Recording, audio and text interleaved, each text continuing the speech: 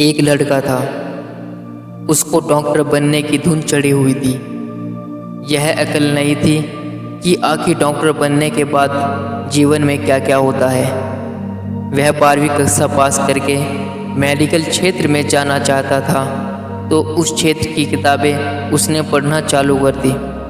जैसे पढ़ते हैं ना, वैसा चिंतन होता है। तो किताबें पढ़ते पढ़ते उसको कुछ महसूस हुआ, तो वह डॉक्टर के पास गया और डॉक्टर साहब को जाकर बोलने लगा, डॉक्टर साहब, मैं भोजन करता हूँ तो मेरा शरीर भारी भारी हो जाता है और पेट में कुछ गैस का गोला सा हिलता रहता है। पेट में अजीबोगरीब हलचल रहती है और ऐसा वैसा होता है।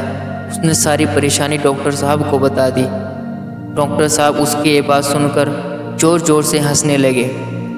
लड़का बोला, डॉक्टर साहब, मेरे को तकलीफ़ है और आप मेरा मजाक उड़ा रहे हो। डॉक्टर साहब बोले, बेटे, तू कौन सी किताबें पढ़ता रहता है? लड़का बोला, मैं मेडिकल स्टूडेंट बनना चाहता हूँ, तो मेडिकल क्षेत्र की किताबें पढ़ता रहता हूँ।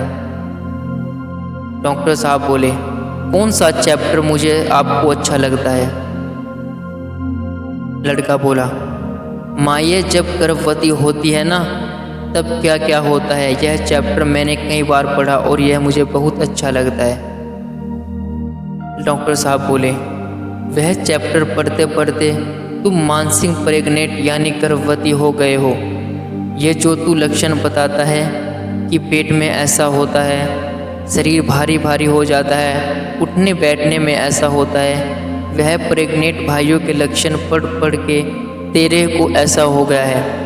वास्तव में तुम्हें ऐसी कोई बीमारी, कोई तकलीफ़ नहीं है, तो आपका मन चैतन्य स्वभाव से उठता है। इसलिए जैसा आप संकल्प करते हैं, सोचते हैं, वैसा महसूस होता है। अगर स्वभाव का सोचो तो आप ब्रह्म हो जाओगे, लेकिन मैं बीमार हूँ ऐसा सोचोगे तो बीमारी बढ़ेगी, ना कि आप सही होंगे। मेरा यह दुश्मन है, मेरी बेइज्जती हो गई, मेरा फलाना हो गया, ऐसा सोचोगे तो फिर ऐसा ही महसूस करोगे और ऐसा ही पाओगे। यदि अपने पर कृपा करे तो अभी चक्कर बदले, नहीं तो यह जीवन जाने किन किन मुसीबतों में, किन किन कल्पनाओं में, किन किन भावनाओं में, किन किन योनियों में, किन किन ब्राह्मणों में भटकता हुआ नजर आएगा। ऐसा बन जाऊं, ऐसा हो जाए, वैसा हो जाए, इसके चक्कर में ना पड़ो।